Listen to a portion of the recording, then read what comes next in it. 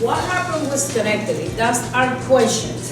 25 years ago, 30 years ago, the Schenectady was a heaven. When I came here for the first time, I came to visit. Okay? And I remember when we walk at 2 o'clock in the morning, I went to the, we don't have cell phone. Right. I walked with my son-in-law to the phone in the fire station to call my husband at 2 or 3 o'clock in the morning. And free.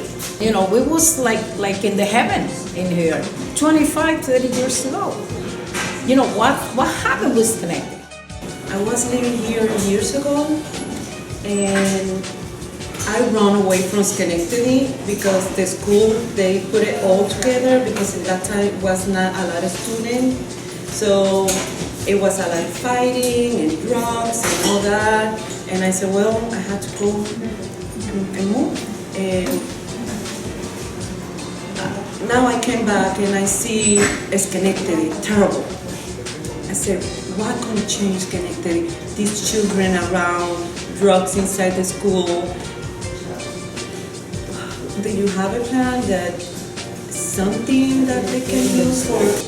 Well, one of the things is that the police department used to have a police officer dedicated only to, going around and help schools, and that position has had to be cut, for example. So now there's less police or security in some of the school areas than there was even before, like you said. And that's something that certainly Roger's been saying and trying to get more police so you can, reinstitute a program like that to have, a police officer that can, be dedicated to the school areas where, like you said, there's a lot of, just the delinquency and, problems of that kind. Drugs are the single biggest problem we have, because if you had no drugs, I don't want to say there'd be no crimes, but it'd be dramatically fewer crimes, because drugs trigger shootings and stabbings, gang on gang. They trigger the break-ins as people need money for drugs. So there are all kinds of problems associated with it. That is the biggest thing.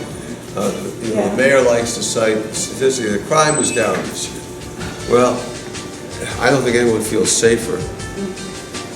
More importantly, the crimes involving drugs are up 75%. The crimes involving shootings are up more than 75%. And the crimes involving former felons and drugs are up 83%. So we have some real issues that we have to address. My biggest problem is that I think it's impossible to solve a problem until you admit you have one.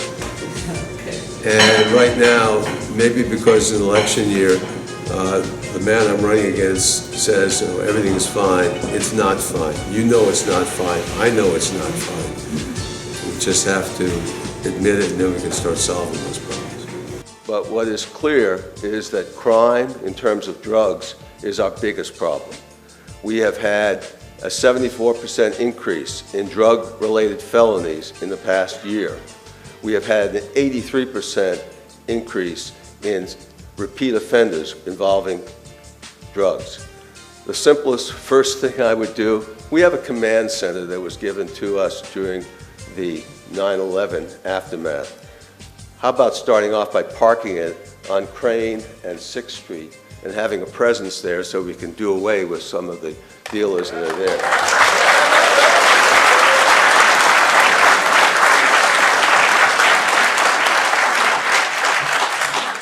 Mayor McCarthy, you have 1 minute to respond. I want to again thank the finance staff for putting this together, Commissioner DeGenova, Mr. Ferrari, John Coluccio, who helped with the graphics that makes us all look good. Schenectady has the lowest crime rates in the Capital District. When I came in 4 years ago, they were actually the highest.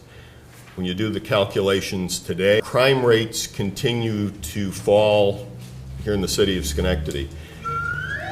And if you look at our violent crimes, down 15%, and the property crime is down a little over 30%. Police are investigating a shooting that happened in broad daylight. It happened at around 2:30 this afternoon near the intersection of Hewlett and Albany Streets. Police say they got a call for shots fired, and when they arrived, they discovered a man with a gunshot wound to the back. Gunfire came from people in 2 separate cars, and 2 people have been taken to Albany Medical Center. Where's this? Schenectady, New York, Mount Pleasant. Unbelievable. Right after school? Well, they were at the school driving, but still, you got the middle school and you got children there, you know? At approximately 12:15, we received a call for a report of shots fired in the area of Craig and Strong Street. Officers responded. Preliminary investigation revealed that there was a pursuit, 2 vehicles through the city. Occupants of both vehicles were exchanging gunfire. As far as we were able to tell, it started somewhere in the area of Emmett Street and Craig Street, proceeded south up Craig, across the bridge, and terminated somewhere near the area of Mount Pleasant Middle School. Schools have been put into a lockout this afternoon, result of a gunfight right near an elementary school and Mount Pleasant Middle School. This is where police say earlier today, 2 cars came barreling down that street in a run and gun battle. Police say the 2 cars were actually exchanging gunfire as they were driving along the street. A very scary scene that actually played out right in front of 2 Schenectady schools. Police did say 2 people showed up at Ellis Hospital about 20 minutes after the 911 call with gunshot wounds to the torso. Police say they were stabilized and moved to Albany Medical Center. Police saying because of the chaotic nature of the gun battle, this could have been much worse. There was a pursuit of 2 vehicles through the city. Occupants of both vehicles were exchanging gunfire. Well, Schenectady man is dead after a shooting on Parkwood Boulevard around 1:30 this morning. Police are currently searching for 2 suspects. Police responded to Parkwood Boulevard just before 1:30 this morning for a report of a shooting. When they got there, they found 25-year-old Wayne Best shot twice in the upper body laying in the street. He was taken to Ellis Hospital where he died. A friend of Best who didn't want to go on camera says he has known him since the 6th grade and that it's crazy that Best was killed this way. He says Best didn't have problems with anyone and doesn't know why he would have been killed. A horrifying scene captured on camera. You see the victim, believed to be in his 20s, walking east on Albany Street when suddenly he is shot twice, once in the leg and once in the hip, eventually collapsing and trying to crawl to the curb. Bishop, a suspect opens fire along a busy street in Schenectady. Car windows were shot out and bullets grazed homes and porches. Witnesses tell me a man just started shooting as he was walking down Albany Street around 2 o'clock this afternoon. It makes me sick.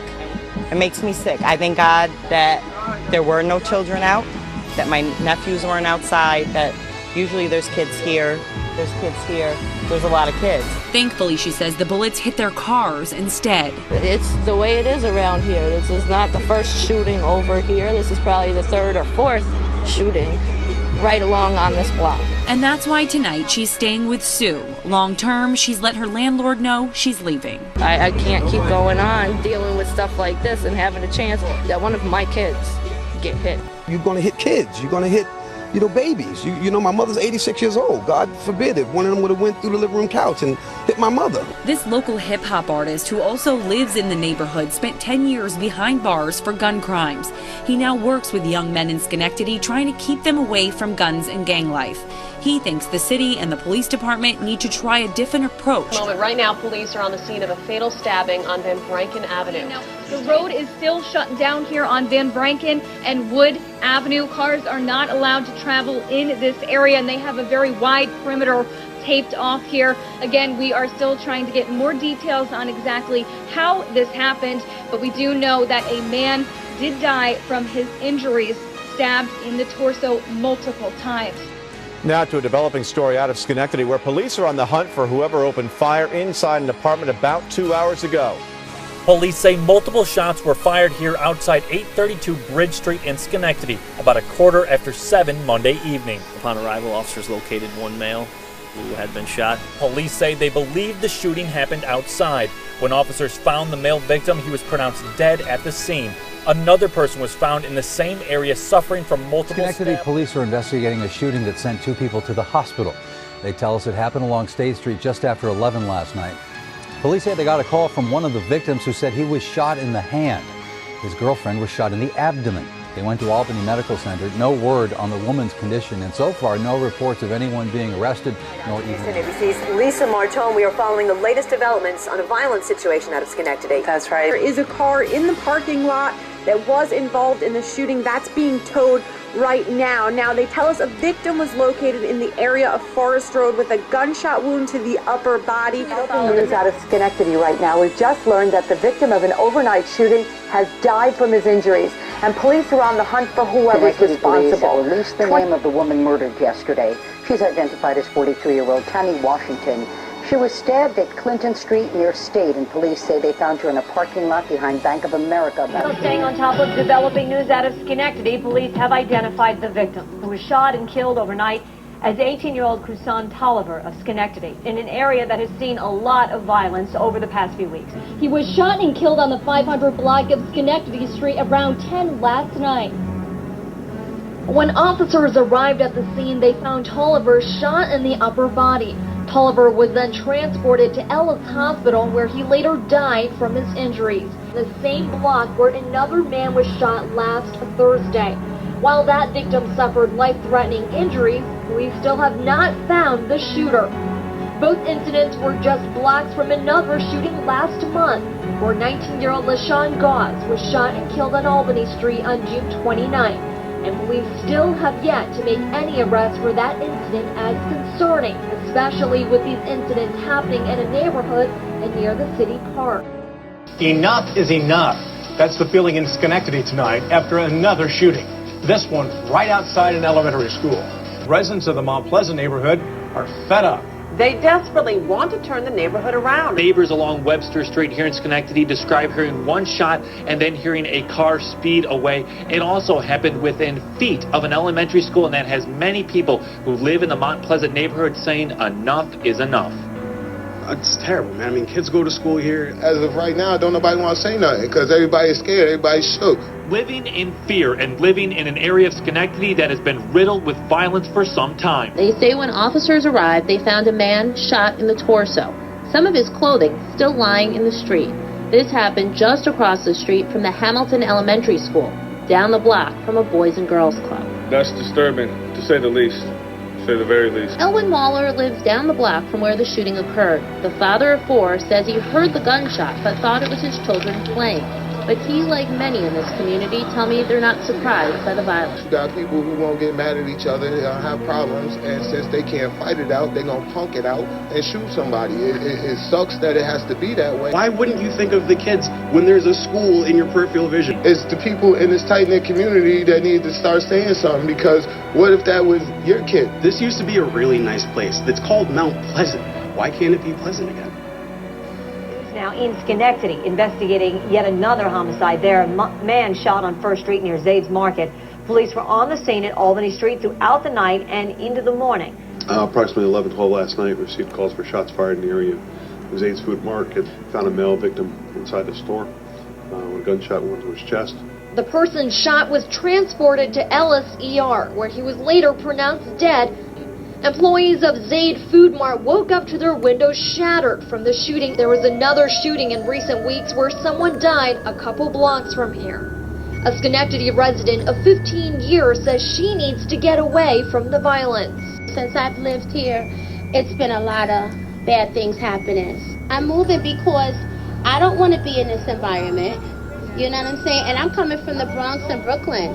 You know, so I came up here to have a better life. It's inside this home where police say a man was hit over the head with a shovel and then buried in the basement under debris.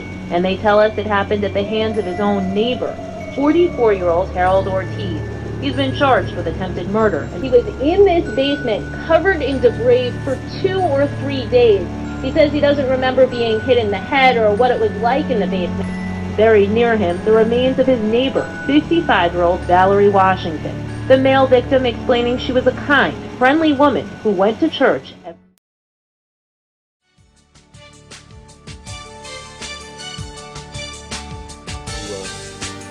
Help with the graphics, makes us all look good.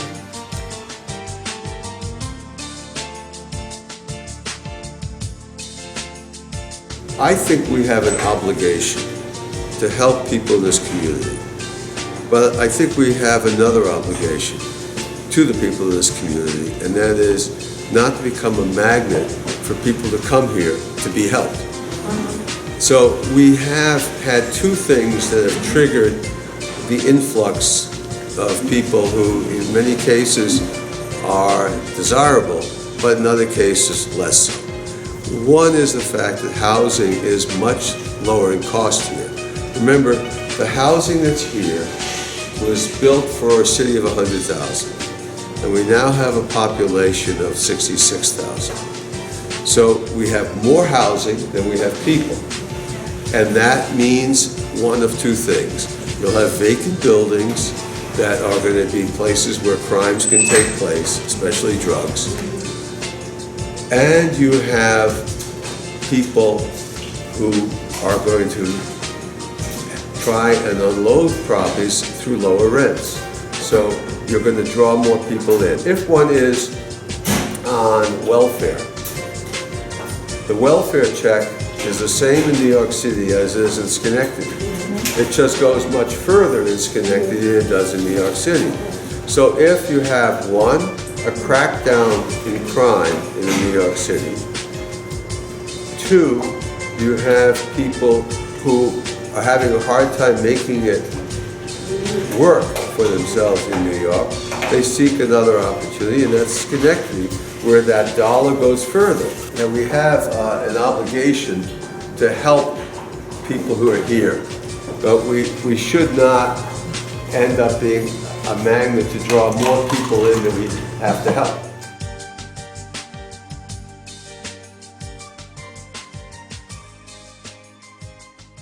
But what is clear is that crime, in terms of drugs, is our biggest problem. We have had a 74% increase in drug-related felonies in the past year. We have had an 83% increase in repeat offenders involving drugs. The simplest first thing I would do, we have a command center that was given to us during the 9/11 aftermath. How about starting off by parking it on Crane and 6th Street and having a presence there so we can do away with some of the dealers that are there.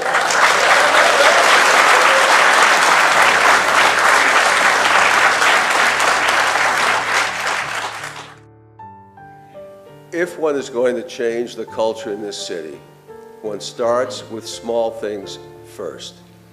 If we can have a zero-tolerance type approach where we end up doing away with littering and loitering, if we send a different message to people here in the city, I think we start down the road to changing the culture.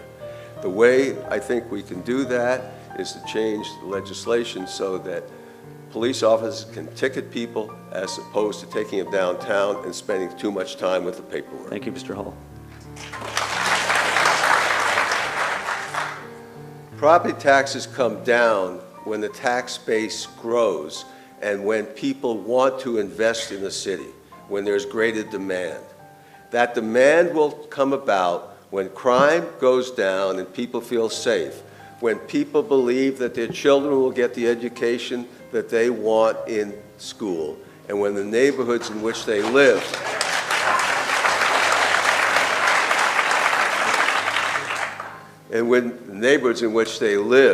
are brought back. We have lost $750 million of your wealth in the last 4 years. $664 million have evaporated. To bring it back, we need to take, I think, bold, not incremental action. That's what I'm proposing. Thank you, Mr. Hall. Is your home worth more than it was 4 years ago? Do you feel safer than 4 years ago? Do you believe your schools are better than 4 years ago? Are your roads better and less potholed than 4 years ago? Are your neighborhoods better than 4 years ago? And are you better off than you were 4 years ago?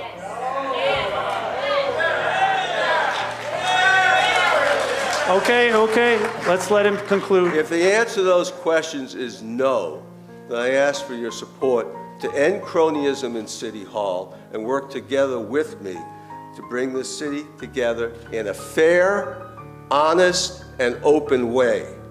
And if the answer to that question, series of questions, is no, I ask for your vote on November 3. Thank you.